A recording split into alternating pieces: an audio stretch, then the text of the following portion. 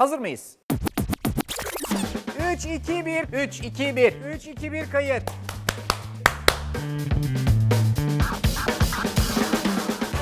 Normal bir günde kanala geliyorum. Güzel bir deneme yapacağız. Aslında size yaptığımız bütün tarifleri deniyoruz.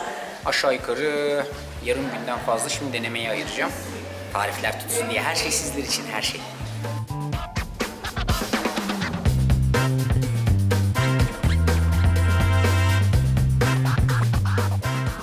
Arda mutfağı her zaman hazırlıkla başlıyor. Tabii ki hem çekim öncesi hem yayın öncesi hazırlıklar var.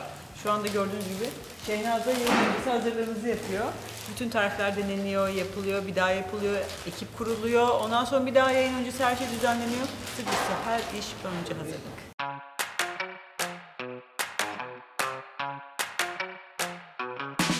Daha önceden mutfaklarda çalışıyordum.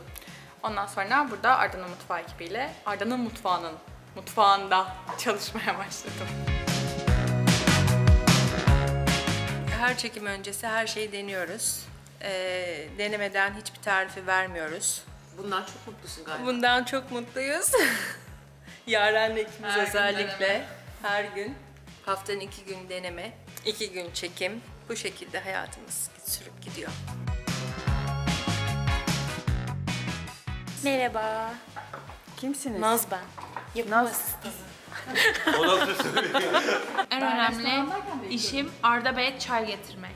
Yer asistanının kaderi çay, kahve getirmektir. Kesin bilgi yayalım. Yapımcı ne yapar? Programın formatını belirler, iş ortaklarını belirler, markalarla işbirliklerini sağlar, program akışındaki yemeklerin nasıl olması gerektiğini şeften rica eder, hayaller kurar, böyle yemekler yapsak olur mu der. İşte o kadar, daha ne yapsın zaten, öldü bitti.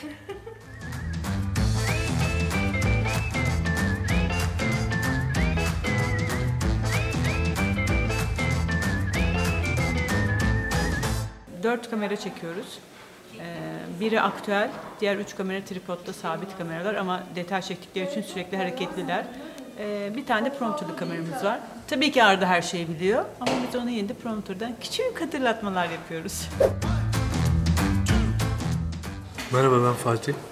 Arda Şef'in genel takip kamerasıyım. Tariflerin olduğu kamera bu kamera. Prompter diyoruz bu. Buradan okuyabilirsin. Ezberinde değil yani, merak etmeyin. Ezberlenecek gibi de değil yani, o kadar yoğun, bir sürü menü, bir sürü yemek. Öyle.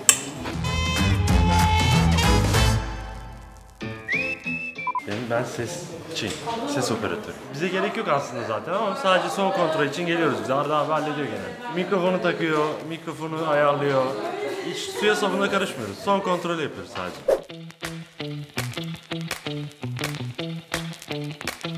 Ben hazırcıyım. Aç kapa, aç kapa. Yemek varsa yiyorum.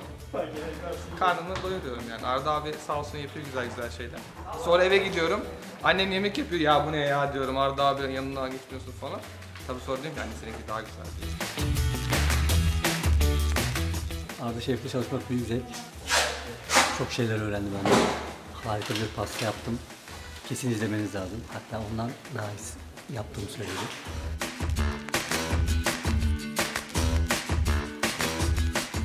Ben kamera asistanıyım. Arda'nın mutfağındaki bütün kameraları ben kuruyorum, topluyorum ve rejiyi kuruyorum.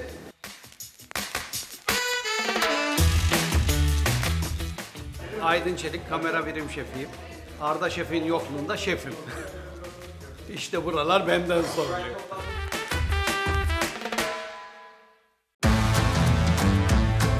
Güne bir Bolu kebabı yaparak başlayacağız. Bir daha. Bolu kebabı. Ondan sonra. Ha işte öyle bir şey. Berşan sen niye yerinde duramıyorsun çocuğum? Sürekli niye buradasın? Gidip otursana yerine. Evet devam. Hadi çok konuşma. 3, 2, 1. Çok fazla iri havuç dilim ve tanesi gelsin istemiyoruz. Hemen mahkemeye ver bizi. Doğru çalışma ortamını sağlayamadıkları için. Şuraya no bayrak koyacaktık. Ben bayrak sallayamayacak mıyım? Bu hayatın heyecanı yok. 3, 2, 1 kayıt. İşte 23 Nisan sofrası aynen böyle. Oho, oraya geçen yamuluyor. Aklımdan geçti birden bütün davranışları.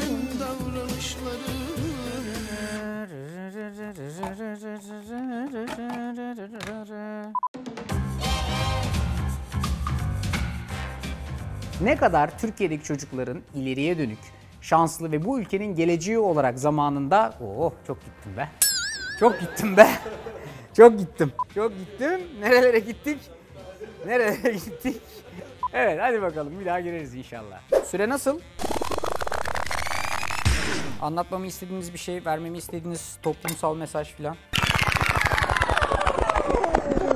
Cevap yok. Yalnızım dostlarım, yalnızım yalnız. Şey koymak istiyorum bu tahinli şeyin içine. Neydi o siyah siyah? Abi hayır dur ya. Hayır şeyin içerisinde havuçlu kek, havuçta hep vardır. Haşhaş evet. Bravo. Haşhaş evet havuç. Vallahi acayip güzel olur. He? Hayır abi havuçlu keki, havuçlu haşhaşlı kek. Evet. Bütün lezzetini verecek olan, şekerliliğini verecek olan şey içine ekleyeceğimiz masum yarım su bardağı kadar pudra şekeri. Normal şeker de değil. Daha böyle tamamen pudra halinde bir şeker oluyor bu. Pudra şekeri adından da belli. Ne diyeceğimi bilemedim. Şimdi bunu atacağım dolaba. Oha. Ya oha yani bir tane şey koyacak yer olmaz mı ya? Ya bir tane yani bir tane. Bir tane. İşte o zaman hafta sonu olmaya anlam ve değer katacak. Ah sonunu iyi bağlayamadım. Omuz omuza, omuz omuza, omuz omuza, omuz omuza, omuz omuza, omuz omuza, omuz omuza. Evet.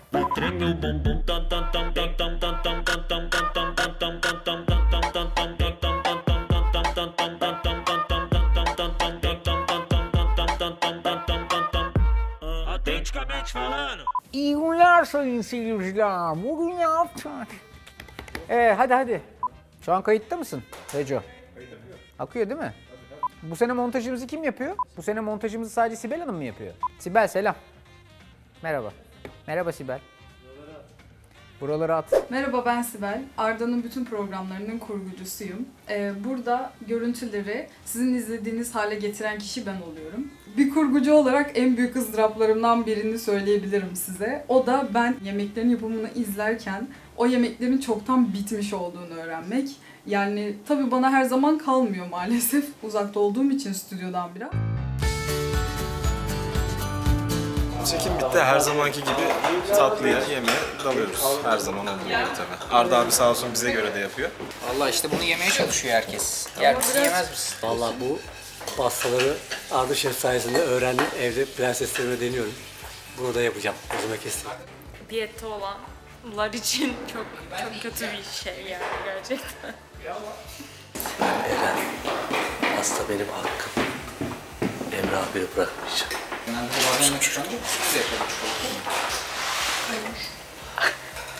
Bayıyoruz.